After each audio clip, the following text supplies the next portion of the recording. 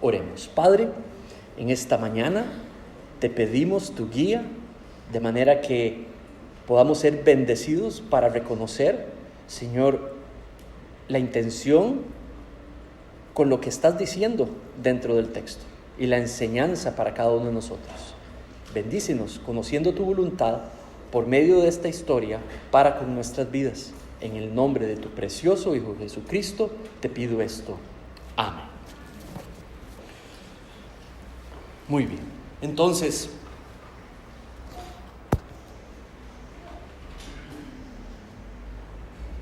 el tema de la sección es la perspectiva de Moisés sobre Dios. ¿Cómo ve Moisés a Dios? Y en esta sección lo ve como el juez de toda la tierra. Hace 2 historias atrás vimos que lo veía como aquel que escucha y ve. El Dios que lo escucha y ve todo. Y vimos cómo se involucra en la historia y la necesidad de Agar. El domingo anterior vimos cómo Él se presenta como el Dios Todopoderoso. Y allí vemos la omnipotencia de Dios, anteriormente la omnisciencia de Dios. Hoy el tema es la justicia de Dios, cuando impera la segunda sección sobre la primera. El próximo capítulo 19 es ver ya la implementación del juicio sobre Sodoma y Gomorra y el pecado profundo de ellos. Pero entonces aquí el tema es que Dios es juez. Y Abraham en un versiculito lo reconoce como juez de toda la tierra. Entonces vamos a poner la historia en el contexto. Dios creó toda la tierra y todo lo que hay en ella, y la creó con propósito. Por eso es que Él es dueño de todo. Lo que hay en la tierra son criaturas que tienen dueño, que tienen creador, que tienen señor. Indistintamente que esas criaturas le crean a Dios o no, esa es la realidad.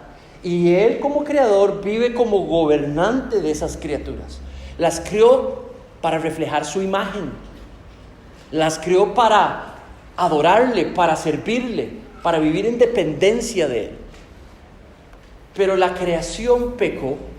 La creación se declaró independiente de Dios y usó su propia sabiduría y quebró la ley de Dios.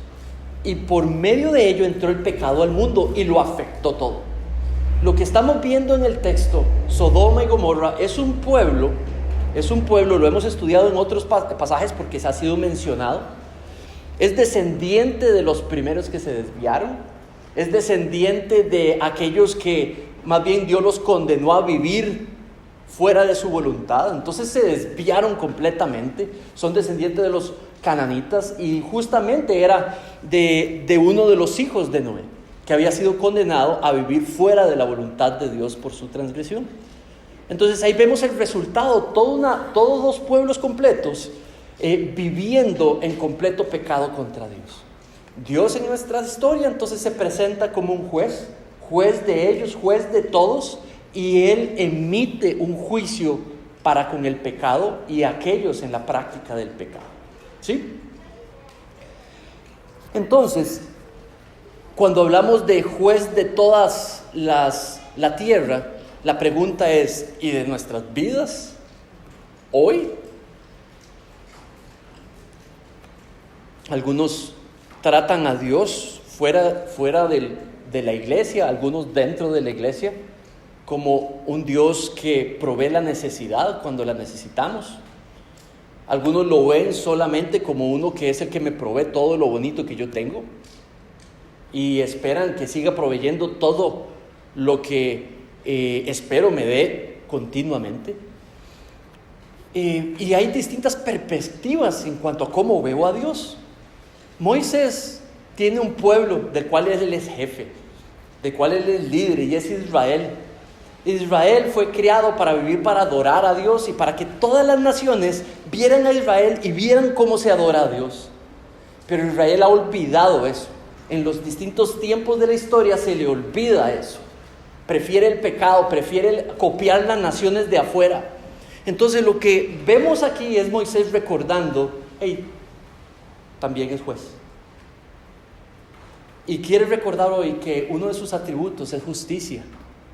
No es solamente es amor, es justicia. No solamente es misericordia, es justicia. Es un Dios justo, gobernante sobre todo, y emite justicia y la practica. Y esta es una escena donde está practicando su justicia. Entonces hay dos enseñanzas que quiero compartir con ustedes en esta mañana. Una tiene que ver con la primera sección, que va a ser cuando está hablando los hombres con Moisés sobre la promesa. Le anuncia la llegada y el cumplimiento de la promesa. Y la segunda sección es cuando Abraham, dije Moisés, Abraham y los tres hombres, hablando de la venida de Isaac. La segunda sección, Abraham hablando con uno de los hombres, con el Señor, y le dice que por favor le permite interceder por Sodoma. Y esas son las dos partes. En la primera, yo quiero que aprendamos juntos esta idea. Dios bendice al que vive de manera fiel delante de Él. Y puedes asumir lo contrario. El antónimo de esa declaración la puedes asumir como cierta. Aquel que no vive fielmente delante de Él, Dios no lo bendice. Entonces, vamos a ver, comámonos esa verdad. Esto tiene que ver con el versículo anterior, en el capítulo 17. Abraham tiene una fe, es sincera, Dios se la ha contado, pero tiene una fe inmadura, pero se la ha tomado por justicia. Nuestra fe no es perfecta, pero hay algo que agrada a Dios, y es la fe genuina y la fe verdadera. Una fe genuina y verdadera se comporta conforme Dios ha revelado, se caracteriza una fe verdadera y genuina. No la definimos nosotros, Dios ya la definió cuál es una verdadera y genuina. Entonces, en capítulo 17, la semana anterior vimos que el Señor hace un pacto con Abraham y le da una condición. Y le dice en el versículo 1, anda delante de mí y sé perfecto. Entonces, luego, en el capítulo, emite el pacto abrámico con el cual inserta a Abraham y a toda su familia. Y le promete bendición, mientras él camina en obediencia delante de él. ¿Sí? Entonces, hemos hablado el jueves anterior, tuvimos la oportunidad de profundizar en el Nuevo Testamento, la lectura del capítulo 17, y estudiamos juntos de que en Cristo hemos sido parte, si hemos puesto nuestra fe en la obra de Cristo, entonces lo que ha sucedido es que hemos sido hechos parte de lo que llama la Escritura como el nuevo pacto.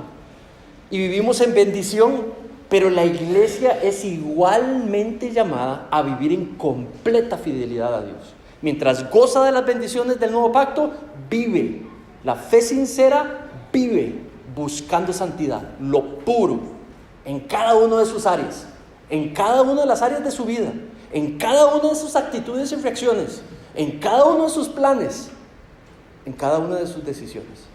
Eso es lo que vive, para lo que vive una fe verdadera. Coexisten las dos verdades: salvo, santo; vivo, buscando ser santificado, buscando mejorar, buscando crecer, buscando ser transformado día tras día. Entonces, Dios bendice al que vive de manera fiel delante de Dios.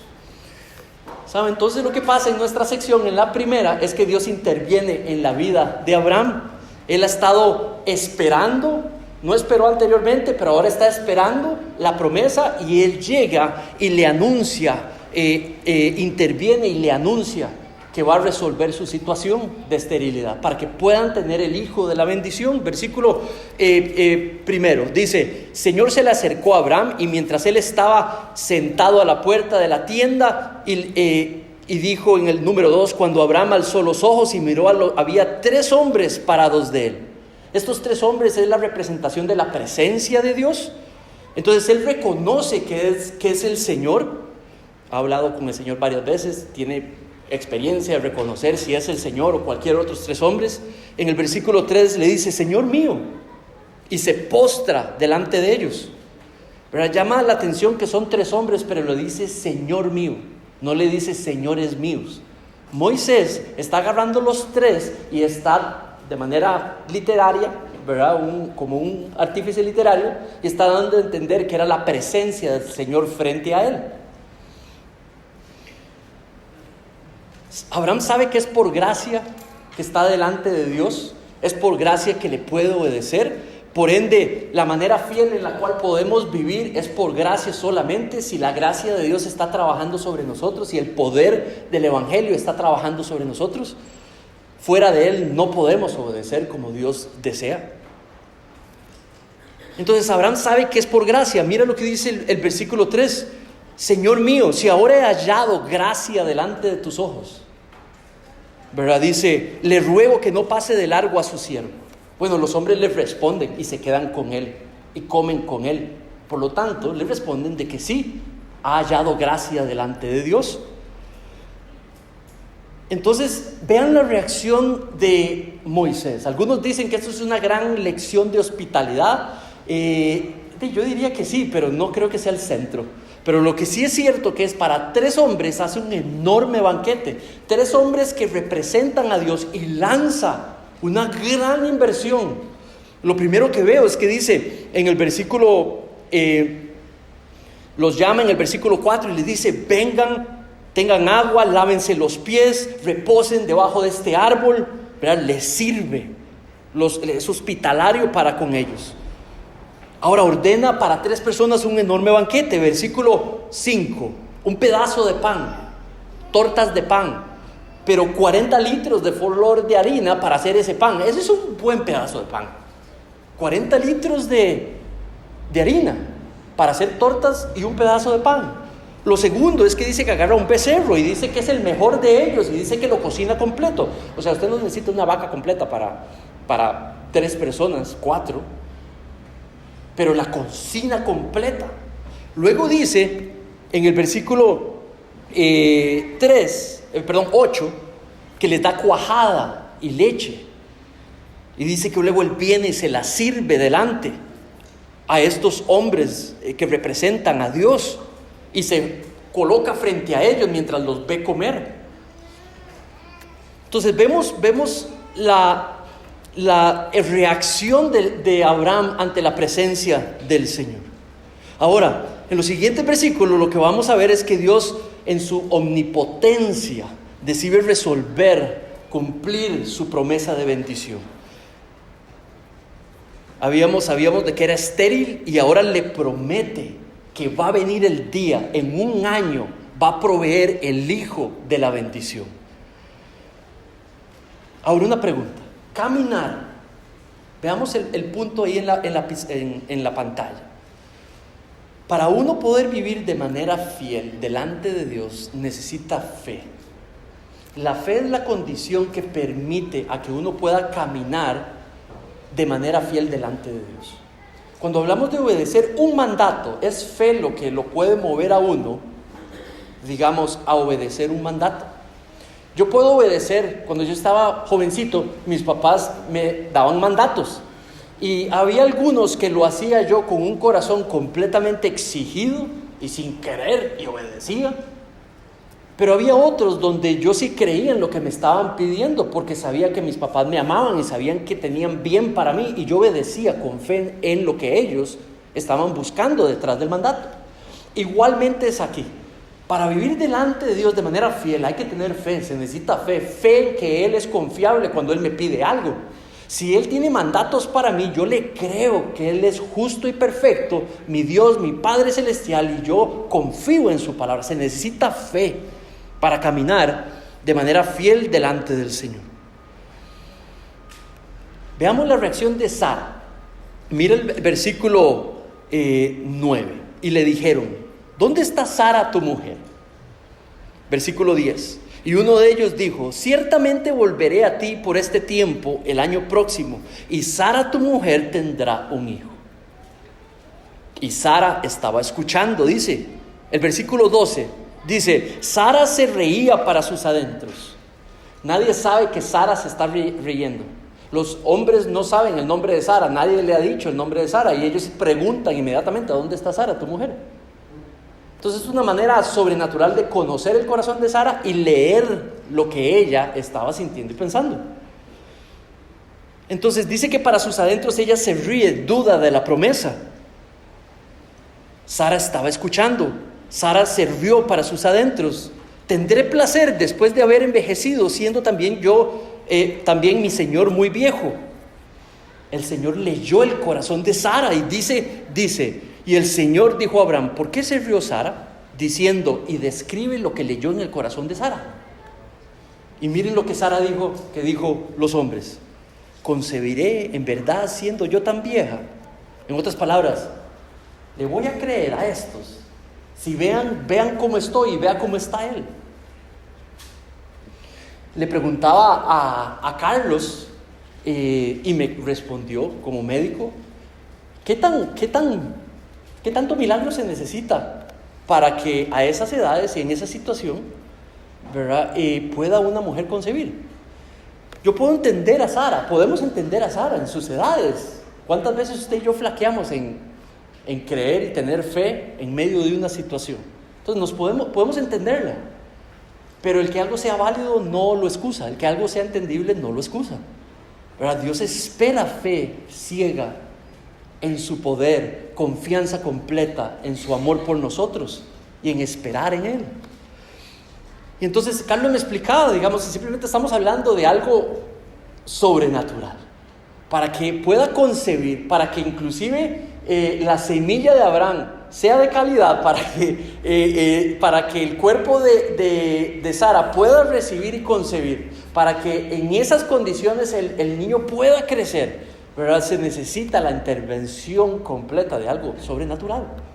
Bueno, Él se presentó: yo soy el Dios Todopoderoso. Ahora, lo interesante es cómo responde el ángel a la incredulidad. Dice el versículo: Abraham y Sara eran ancianos, entrados en años, y Sara le había cesado ya la costumbre de las mujeres. La costumbre de las mujeres está completamente correlacionada a su capacidad de poder proveer el óvulo que podría permitir la vida en el vientre. 14. Hay algo demasiado difícil para el Señor. Y quiero que pongas atención a ese versículo, porque eso es lo que le dice los ángeles los hombres, presencia del Señor, a Sara y a Abraham. Hay algo imposible para el Señor. Y Moisés se lo está diciendo también a los israelitas: hay algo imposible para el Señor. Moisés le está diciendo a los israelitas: tengan fe en el Señor, vivan en obediencia a Él. Y los israelitas ya tienen 50 cosas que se están quejando por qué no obedecer a Dios, excusas de por qué no obedecer. Y Él le lanza la pregunta: ¿acaso hay algo difícil para el que es Dios Todopoderoso? Lo que necesitamos es fe en el Dios Todopoderoso. Yo me batallo con obedecer. Yo sé que ustedes se batallan con obedecer. Los chicos aquí presentes, obedecer no es fácil. ¿Obedecer es fácil? No. ¿Obedecer es fácil? No. ¿Obedecer es fácil? ¿Verdad que no? Ahora le voy a preguntar a los papás: ¿obedecer es fácil? No siempre. Y la respuesta es que en eso es que es difícil, es difícil, ¿verdad? Alguien que no sea papá, ¿obedecer es fácil? Y la respuesta posiblemente es no, ¿verdad? Simplemente no es algo fácil de hacer, pero Dios habilita a hacerlo por medio de la fe. Es un Dios poderoso que se pone al lado para poder habilitar y facilitar la obediencia, pero lo que hay que hacer es confiar en ese habilitamiento. ¿Tiene sentido? Y nosotros lo que necesitamos es confiar en Él, de que lo que Él ha dicho en verdad es perfecto, santo y lo mejor de Él para mí. Mira lo que pasa con la obediencia. Chicos, póngame atención aquí un segundo. si yo tengo algo para ustedes muy bueno, ¿verdad? Muy bueno. Digamos esto que tengo aquí, imagínense esto que tengo aquí. Es muy bueno para ti. Y es muy bueno para ti. Y es muy bueno para ti. ¿Verdad? Ahora, para que lo tengas, necesito que vengas aquí y lo tomes. Entonces, ¿qué es lo que hago yo? Kelito, Tarita, David, Alisa, por favor vengan para acá y les doy un mandato. En el momento, ¿qué pasa cuando ustedes obedezcan? ¿Qué sucede si obedecen? Esto bueno que tengo yo aquí, ¿qué sucede si ustedes obedecen? ¿Ok? Lo obtienen. Ahora, ¿qué es necesario para obedecer? Yo dije algo, si ustedes saben que es mentira, lo obedecerían. Pero si ustedes saben que es verdad, lo obedecerían. Entonces es una acción de tener fe en lo que uno dice para que puedan obtener, si obedecen, lo bueno que aquí tengo para ustedes. Así funcionan los mandatos de Dios.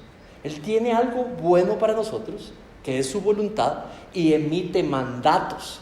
Si con fe en su palabra obedecemos, nos coloca en un lugar de bendición, y es su voluntad para nosotros.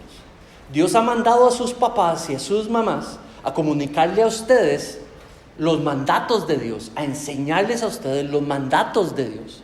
Porque si ustedes obedecen a ellos, y si ellos obedecen a Dios, ustedes van a obtener lo mejor de Dios para ustedes por medio de esos mandatos. Igualmente sucede para todos los adultos aquí. El compromiso primario es vivir de manera fiel delante de Dios. Y acuérdense, cuando tiene que ver con obedecer, no hay nada imposible para Dios. Si le pedimos ayuda, ayuda a aquellos que están puestos para ayudarnos en la iglesia, si pertenecemos a una iglesia, si estamos en sumisión a una iglesia, ¿verdad? Si hay una iglesia sana delante de nosotros que nos ayuda a vivir en esa obediencia, entonces podemos vivir de manera fiel delante de Él. El creyente debe vivir delante del Señor. Pablo habla en este sentido en Efesios a una iglesia de creyentes. Mira lo que dice. Y voy a pedir si puedes ponerme ahí el versículo en la pantalla. Vean lo que dice Pablo a creyentes en una iglesia en Éfeso. Pablo lo está orando por ellos. Versículo 18. Mi oración es que los ojos de su corazón les sean iluminados. Solo el Espíritu Santo puede hacerle esa obra. Un creyente en Cristo como su Señor y Salvador viene a morar el Espíritu en su corazón. Y el Espíritu Santo le dará la capacidad de iluminar su entendimiento. Eso quiere decir que cuando él lee la información en la Biblia, el Espíritu Santo le hace percibir lo que es verdad allí y cómo usarlo. Eso es iluminación del Espíritu Santo. Eso no es revelación, eso no es inspiración. Son dos conceptos distintos. Nosotros los creyentes de hoy solo podemos ser iluminados, no inspirados. Inspirados es la capacidad que le dio a los autores bíblicos para escribir la Escritura. ¿Ok? Entonces el término es iluminados. Y Pablo dice que sean iluminados. Y dice, para que sepan cuál es la esperanza de lo que Dios los ha llamado a vivir. Dice, ¿cuáles son las riquezas que tienen en Cristo Jesús? A veces lo que no tenemos nos mueve a tomar decisiones y a desobedecer. Pero si sabemos las riquezas que ya tenemos, que están seguras, eso nos puede, dice Pablo, motivar a no buscar desobedecer, poniendo la visión en lo que es verdaderamente rico a los ojos de Dios y está a nuestro alcance. Dice, ¿cuál es la extraordinaria grandeza de su poder para con nosotros los que creemos? Y ponga atención a esa palabra. Dice que hay un poder trabajando en el corazón de los que han creído, en los creyentes. Ese poder es el poder del Evangelio, que nos permite obedecer, que nos mueve a obedecer, que nos hace desear conocer para obedecer, que nos hace apreciar este llamado de vivir como hijos de Dios para reflejarlo. Ese alumbramiento que hace, nos hace a un creyente vivir pulseándola, queriendo ser santificado por Dios. No son perfectos los cristianos, pecan todavía, por eso venimos a la cena del Señor buscando arrepentirnos, por eso venimos a confesar, pero igualmente un verdadero creyente usted lo ve cambiando. No se mantiene en la misma desobediencia en algo, más cuando vienen y lo confrontan y con amor lo confrontan y le hace ver su error. Es una persona que practica sumisión, escucha a aquellos en autoridad, escucha lo que la Biblia dice y acomoda su vida a las verdades que la Biblia dice. ¿Verdad? ¿Por qué? Porque el Espíritu Santo está iluminando su corazón hacia la verdad, empujándolo con este poder para que obedezca y viva en obediencia. Los creyentes debemos de ser hombres y mujeres que constantemente estamos en confesión y también en crecimiento y también en cambio en cada una de nuestras áreas. Dice ahí, ese mismo poder, conforme a la eficacia de la fuerza de su poder, ese poder que obró en Cristo cuando lo resucitó entre los muertos. El creyente ha muerto con Cristo, pero también ha resucitado con Cristo y ahora vive dejando que Dios trabaje poderosamente en su vida. Cuando alguien nos dice que hemos pecado contra Él, el creyente debe de escuchar, no defenderse, escuchar y tratar de reconocer y venir al Señor y pedir perdón y pedirle perdón a esa persona y buscar cambiar. Se llama humildad, se llama el Espíritu trabajando en nosotros. ¿Saben? El domingo anterior les mostraba que alguien que quería vivir para la gloria de Dios, el capítulo anterior, entonces se circuncidaba. Entonces en público, no lo circuncidaban en privado, pero antes de entrar a la tienda para que lo circuncidaran, él declaraba: yo decido vivir delante del Señor y en manera completa al Señor. Lo publicaba y entraba a la tienda y era circuncidado. Y así sucedió de generación en generación. Los padres llevaban a los hijos varones a cierta edad al templo para que los circuncidaran. Y era una declaración de que yo me comprometo a que mi hijo viva delante del Señor, tal y como mis padres se comprometieron conmigo. En el nuevo pacto, eso es lo que ha llamado de manera figurativa en otro símbolo, que es el bautismo, que es la cena del Señor. La función de nosotros los papás es enseñar a los hijos a vivir delante del Señor de manera completa. Y les vamos enseñando desde que están muy chicos, enseñándoles lo que es justo, lo que es verdadero, lo que es santo, lo que es puro, y a rechazar lo que no es. Cuando ellos vienen a conocer por nuestras bocas o las de otros, pero las nuestras, de que Cristo murió por sus pecados y que le está llamando a poner su fe en su obra salvadora, cuando nuestros hijos hacen eso, llega un momento que podemos presentarlos en el bautismo, para que ellos en el bautismo, una vez confesados, una vez siendo salvos, puedan declarar en público que quieren y deciden vivir para Cristo. Y lo hemos visto en los bautismos que hemos celebrado. Es la confesión de una persona, no necesariamente adulta, pero sí un creyente que dice: yo decido vivir delante de Dios, no atrás de Dios, no escondido de Dios, para que Dios me transforme y viva para su gloria. ¿Sí? Ese es el bautismo, pero de creyentes y en agua. Pero también la cena del Señor es una declaración de decir: yo decido hoy levantarme de mi pecado, lo confieso, Señor, y vivo delante de ti. Y eso es lo que acabamos de practicar. Usa esto para la próxima vez que lo vayamos a practicar. Segunda idea del texto, y es con la segunda sección.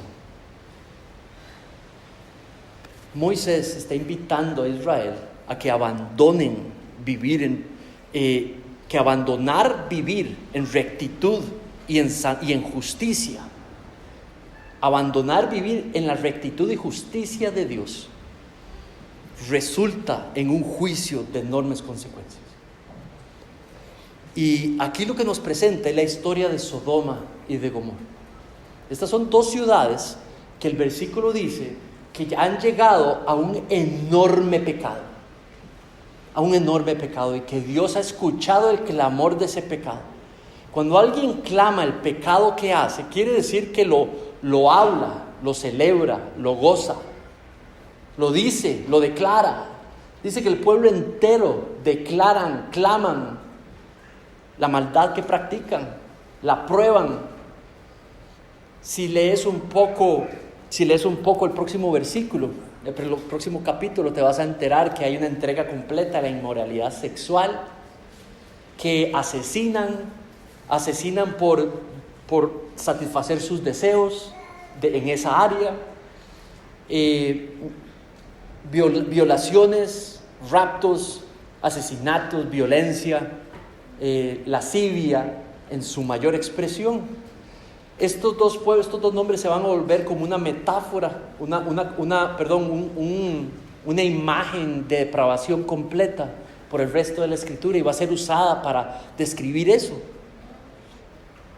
Entonces, lo que vemos allí es que si hay algo que caracteriza a Dios como juez, es su justicia.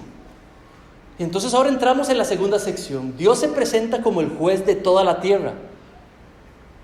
Pero ¿cuál es la característica de un juez perfecto? Y es que es justo. Nada más piensa en eso. El juez de toda la tierra se presenta en esta escena como un juez justo y de misericordia. ¿Y cómo sé esto? Mira la discusión con Abraham. Abraham intercede porque él está convencido que hay justos en esa ciudad. Abraham intercede porque ha escuchado que la va a destruir. Y no puede ser, dice Abraham. De fijo va a haber algún justo. Y empieza a conversar con el Señor. Entonces dice, versículo 18, Abraham llegará a ser una gran nación, grande y poderosa. En él serán benditas todas las naciones de la tierra. Yo le he escogido para que mande a sus hijos y a su casa delante de él, para que guarden el camino del Señor, haciendo justicia y juicio. Pero hay un pueblo completamente deschavado. Hay un pueblo completamente lo contrario de esa descripción, practicando todo lo contrario a lo que es la justicia de Dios, practicando todo lo que es contrario a la verdad de Dios. Y lo que hace Dios con eso es que emite juicio, y un juicio justo. Entonces, es una advertencia. O sea, este juicio justo ante el pecado es una advertencia para Israel. Y Moisés se la está diciendo. Están advertidos. Ustedes son el pueblo de Dios, están advertidos. Bueno, en el mismo capítulo, Pablo le hace una invitación a los efesios también. Mira el versículo 15. No sé si me puedes poner ahí 5:15. Y dice: sean pues, efesios, imitadores de Dios, como hijos amados, y anden en amor. Dice, así como también Cristo les amó y se dio a sí mismo por ustedes, ofrenda y sacrificio de Dios como fragante aroma. Dios creó la iglesia, pero la creó para que sean imitadores de Dios. La iglesia no fue creada para que viva conforme a su propia sabiduría o a su propio raciocinio. La iglesia no fue creada para que decida conforme a lo que le considera ella misma es lo mejor. La iglesia no fue creada para que viva ella misma estableciendo, cada creyente estableciendo lo que es bueno para su vida y lo que no es.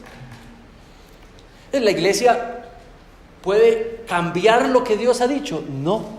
Lo bueno que Dios tiene para la iglesia está en su confianza a su palabra y en su obediencia. No hay nada más.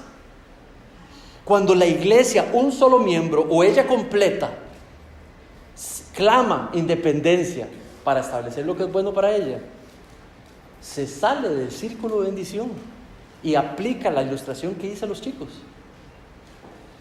¿Saben? Si un creyente lee que dice que no es bueno que se deje de congregar y no se congregue, pero un creyente dice, yo no voy a ir a una iglesia, se está saliendo del círculo de bendición de Dios. Va a perder en un grado la capacidad de discernir lo que es voluntad de Dios. no va a obtener lo mejor que Dios tiene al estar en una iglesia. Si el creyente dice, Dios dice, no fornicarás, pero el creyente llega y dice, bueno, pero es que yo la amo, lo amo tanto, y cede a esa parte, bueno, no solamente deja de confiar de Dios, se sale completamente del marco de la bendición de Dios. Si la iglesia es mandada a que los padres de familia instruyan y disciplinen en un proceso a sus hijos y los entrenen en el camino del Señor, pero los papás cristianos lleguen y dicen, no, yo no voy a instruirlos, es que tengo tanto que hacer, el trabajo, tengo tantas deudas que pagar, mi trabajo es muy demandante, y entonces se enfoca más en el trabajo y corta completamente tiempo para vivir instruyendo a sus hijos en la palabra y en los caminos del Señor. Ese padre y esos hijos se pierden de la bendición de Dios. ¿Tiene sentido? Pero si un esposo empieza a contemplar, se deja entrar en la sensualidad y empieza a pecar en su corazón, pensando en otras mujeres que no son su esposa, se sale de la bendición de Dios, se sale de lo bueno que Dios tiene para él. Si un esposo empieza a gritarle y a dominar a su esposa y a maltratarla, por supuesto que le roba la bendición de Dios a su esposa y a sus hijos y a su familia, pero a él mismo, lo mejor que él tiene para él, si obedeciese, que la ame como Cristo amó a la iglesia, se pierde de eso y se sale de su bendición. Pero ahora ponga atención a esto. Pero no solamente se sale uno de la bendición de Dios con la desobediencia, Dios emite juicio. Dios emite juicio y disciplina. Y eso viene ante la desobediencia de nosotros los creyentes, y debemos de tener temor de Dios. Fallar en vivir de manera que demuestre las calidades de justicia de Dios resulta en pérdida de bendición para nosotros. Eso es lo que le pasó a Sodoma y a Gomorra. El versículo 21, el clamor de Sodoma y Gomorra ciertamente es grande y su pecado sumamente grave. Y descenderé ahora y veré si han hecho en todo conforme a su clamor, el cual ha llegado hasta mí. La profundidad del pecado es evidente. Dios emite juicio, y el juicio que emite va a traer un juicio con enormes consecuencias para esa ciudad, con enorme dolor. ¿Saben? La disciplina de Dios hoy puede traer enormes consecuencias a un creyente. El pecado del mundo puede traer enormes consecuencias del juicio de Dios hoy. Este es un Dios justo y Él cumple lo que promete. Y Él es gobernante. Él no se esconde nada de Él. El mal practicado por los no creyentes o el mal practicado hoy por los creyentes no le es escondido. Y porque es justo, no solo amor, es justo, Él va a ser conforme a su voluntad. Entonces el texto lo que está haciendo es exhortándonos hoy. Moisés lo que quiere hacer es exhortarnos hoy a reacomodarnos nuestras prioridades, a reacomodar en qué área yo no estoy caminando conforme a la voluntad de Dios. Dios es el juez de toda la tierra, pero es un juez justo. Empieza la conversación, no Abraham. Si hay un solo justo, no la voy a castigar. Y al final la castiga, quiere decir de que no había ningún justo. En el próximo capítulo vamos a ver que no había ni un solo justo. Y aún así, por amor a alguien que era justo delante de Dios, decide perdonar a algunos, poquitos. Pero esos poquitos, luego en los capítulos muestran que vuelven, después del castigo, vuelven a desviarse. Y los descendientes de esos se vuelven enemigos del pueblo de Dios años y años después. No había ni un solo justo. En el Nuevo Testamento dice que no hay ni un solo justo hoy. No hay uno que no haya pecado. Y que la paga de pecado es muerte. Nadie nace con Dios. Todos nacemos sin Dios por el pecado. Desde el niño más chico, los que son padres pueden, o tíos o abuelos, pueden darse cuenta cómo es tan natural de nosotros desobedecer los mandatos de alguien. Al final asumimos independencia y declaramos: yo soy el que establezco lo que es bueno. Y eso les he contado. Y el juicio es muerte, separación de la gloria de Dios. Y es solo Cristo, fe en Cristo, que los pecados de uno le son perdonados. Y entonces uno ya no tiene que vivir la consecuencia, porque la pagó Cristo. Y es la fe en la palabra de Dios que nos hace ahora ser justificados delante de Dios. El pecado nuestro se le imputa a Cristo. Y la justicia del único descendiente de Abraham que pudo vivir de manera perfecta, la justicia que él sí recibió, se nos imputa a nosotros. Y ahora delante de Dios, por medio de la fe, somos declarados justos delante de Dios.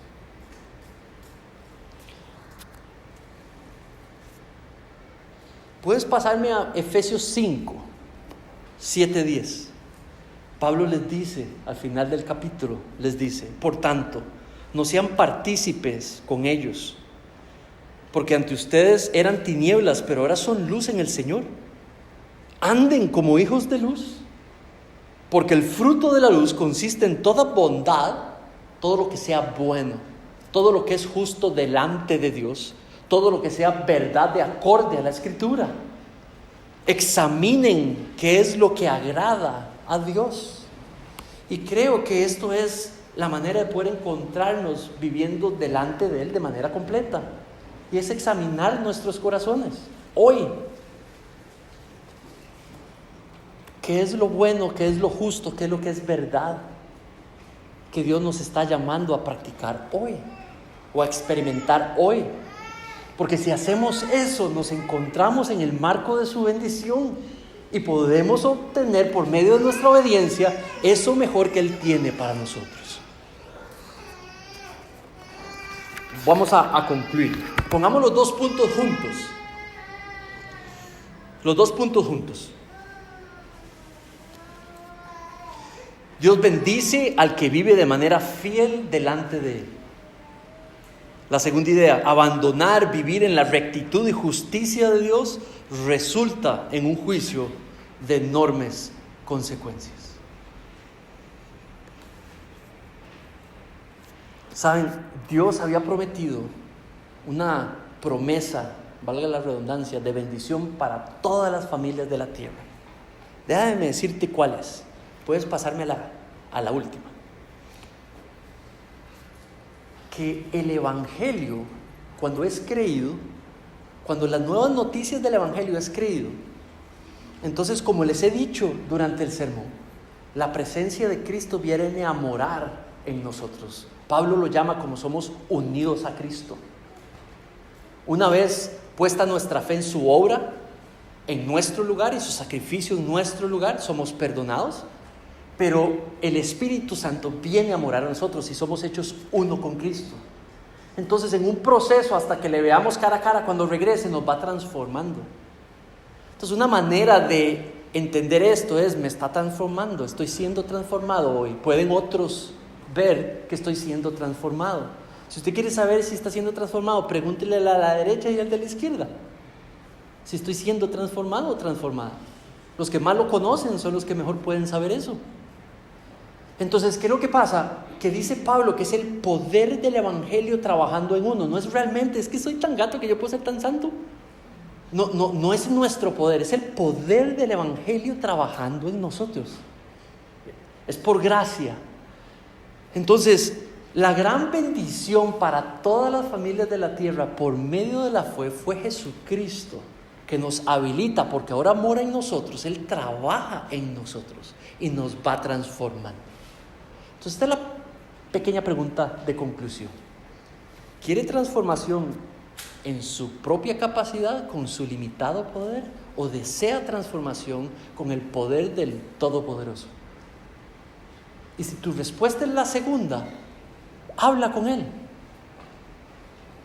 Pídele, siga transformándote. Aarón nos ha hablado sobre la gracia salvífica, pero también nos habló que el resultado es una gracia transformadora moldeándonos a la imagen de Cristo. Amén.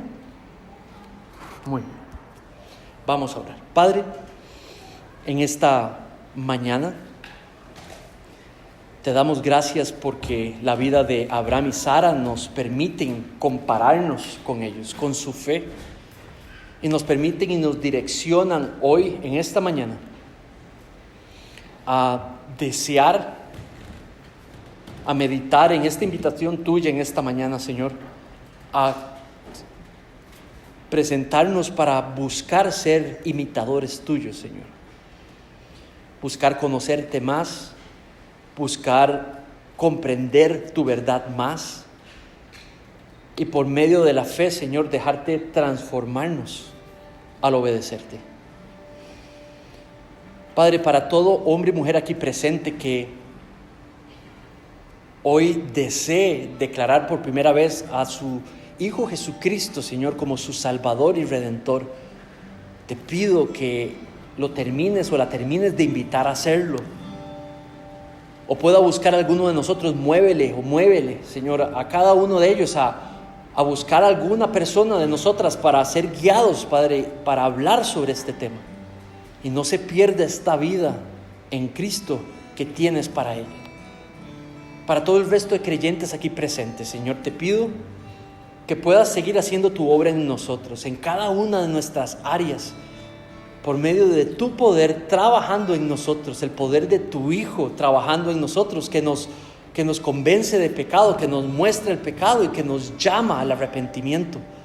Padre, usa esta celebración hoy de la Cena del Señor para animar nuestra semana y nuestro mes, hasta cuando la volvamos a practicar, mientras vivimos con el resto de nuestros hermanos y hermanas, los santos, en esta comunidad, Señor, de redimidos, mientras vivimos juntos, invitándonos a vivir delante de ti de manera completa, de una manera agradable a ti. Te pedimos esto, Señor, para que te veas glorificado por medio de esto. En el nombre de tu precioso Hijo Jesucristo, te pedimos esto. Amén.